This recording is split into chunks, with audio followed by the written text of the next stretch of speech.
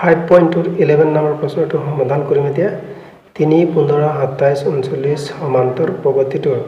কোনটো পদ 54তম পদতকৈ 132 ডাঙৰ অৰ্থাৎ কোনটো পদ অৰ্থাৎ কি n ৰ মান নিৰ্ণয় কৰিব লাগিব কোনটো পদ 54তম পদতকৈ 132 ডাঙৰ তো ইয়াত আমি n ৰ মান প্ৰথম নিৰ্ণয় কৰিম ইয়াত প্ৰথম পদটো प्रथम पद तो कि दिया है प्रथम पद ए दिया है 3 और साधारण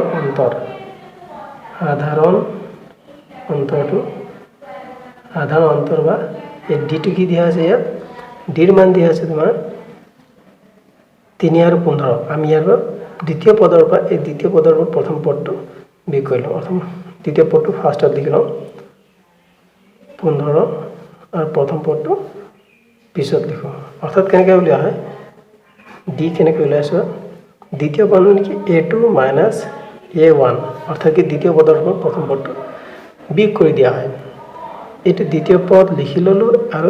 प्रथम पद तो पिछफाल लिखिलो यार बिग कर चाও 15 पर 3 बिग हले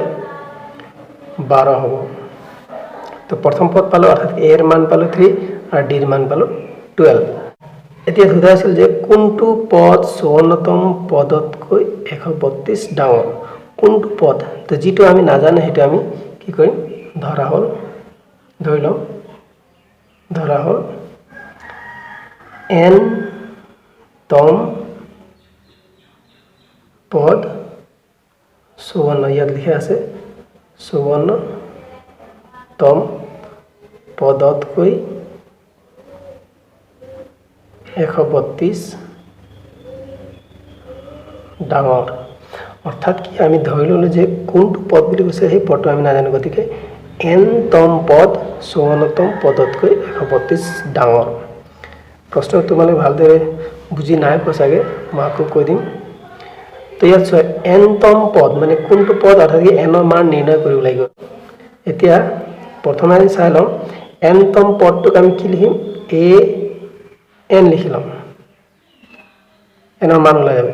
n তো পদলে a n লিখ লম ফাৰ্ষ্টত এতিয়া a n টু বা n তম পদটো ডাঙৰ হয় 54তম পদতকৈ 54তম পদত কি লিখি আমি a 54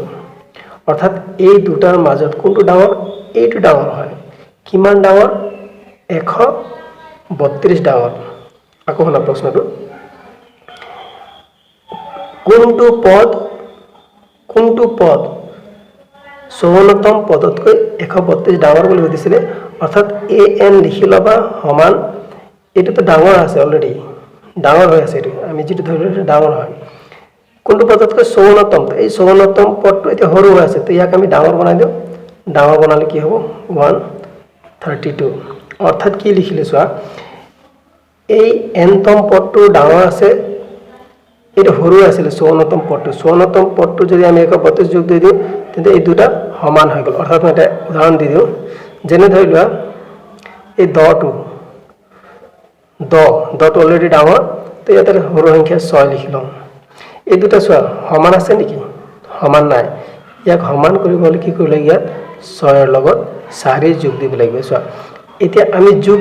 বাওঁফালে 10টো ডাঙৰ বুলি কৈছিল নহয় আমি 10 ফালে 4 যোগ নিদিলো এটো কি হুফালে 6 টো সৰু আছিল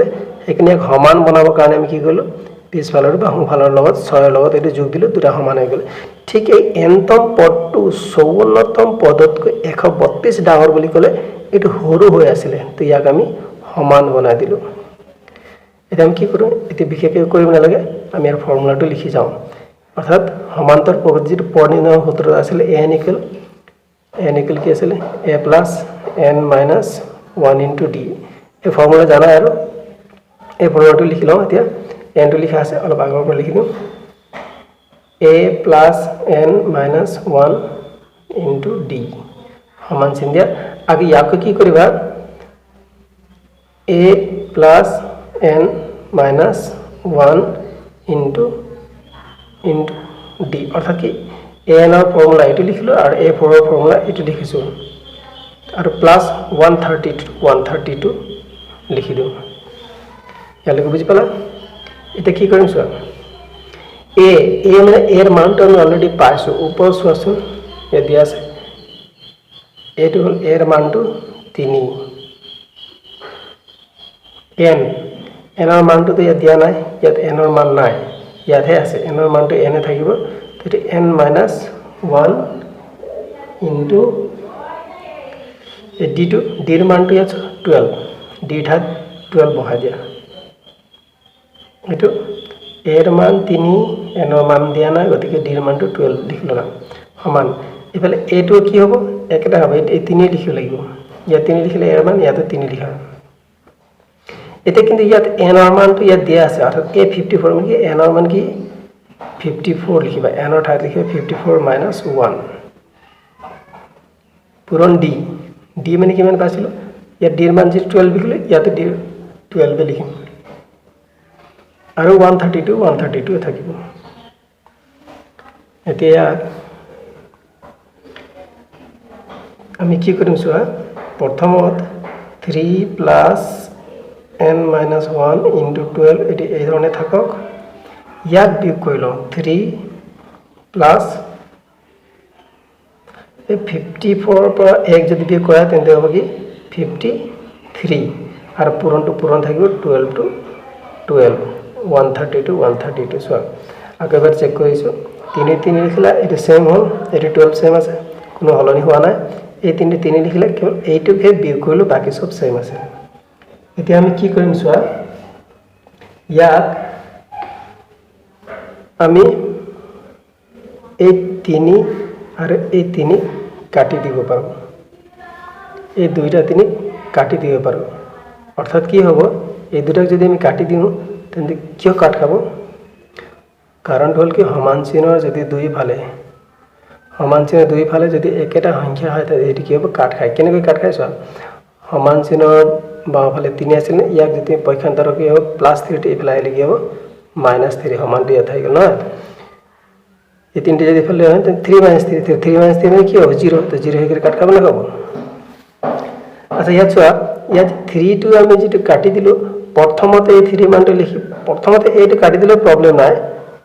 প্ৰশ্নটো অলপ দীঘল হ'ল একো প্ৰবলেম নাই এতিয়া চোৱা তোমালোকে যিবোৰ সংখ্যা কাট খাই গ'ল তাৰ পিছত কি কৰিবা এই জিএসএম লিখি লোৱা এতিয়া 54 আৰু 12 টো পূৰণ হৈ আছে 54 আৰু 12 টো পূৰণ কৰি দিম 53 আৰু 12 টো পূৰণ কৰি দিম পূৰণ কৰিব জানা চাগে তথাপি চাই লও 2 3 গুণ 6 2 5 গুণ 10 1 3